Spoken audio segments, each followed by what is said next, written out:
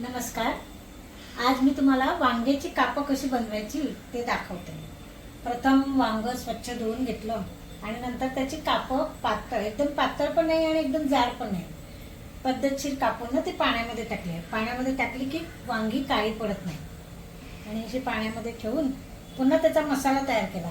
ह्याच्यामध्ये आम्ही आलं, लसूण, मिरची, कोथिंबीरचं वाटण घेतले. त्यात थोडं तांदळाचं पीठ, तांदळाच्या पिठाने थोडं क्रिस्पी होतात.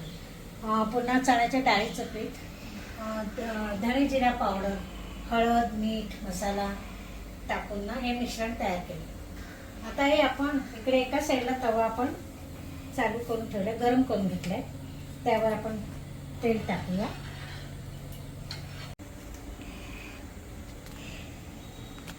चला आता आपण वांग्याची कापं तयार करायला सुरुवात करूया. प्रथम हा मसाला बनवलाय, त्यामध्ये थोडंसं बुडवून एक एक करून ही अशी कापं आपण तव्यावर टाकूया.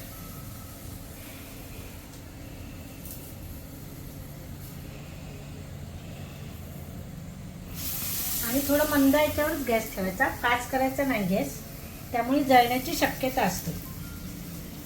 त्यामुळे थोडंसं मंद करून ना, आणि वांग खूप मध्ये छान क्रिस्पी शिजतं पण, आणि त्याला क्रिस्पी पण येतं.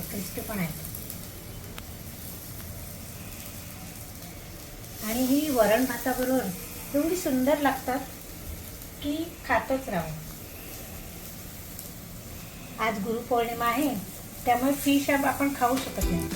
त्यामुळे चला फिशच्या बाजू आपण वांग्याची कापं करूया.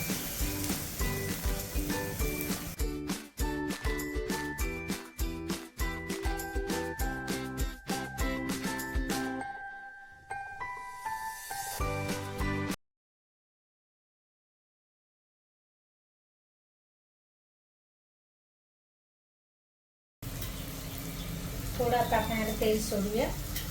त्यामुळे ही वांग्याची कापं एकदम क्रिस्पी होतात आणि छान अशी कुरकुरीत, खायला सुद्धा सुंदर लागतात.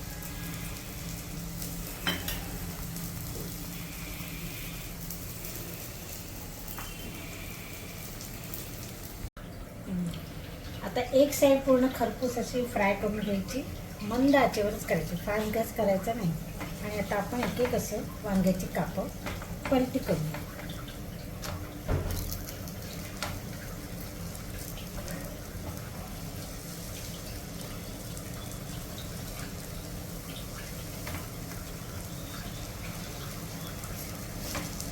अशा प्रकारे सर्व वांग्याची कापं पलटी करून घेऊन पुन्हा दुसरी साईड सुद्धा खरपूस फ्राय करून घेऊ.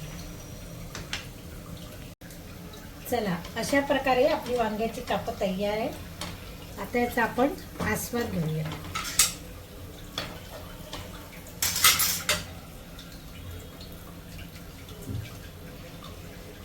बघा कशी सुंदर खरपूस कुरकुरीत वांग्याची कापं आंबट गोड वरणाबरोबर खूपच छान लागतात.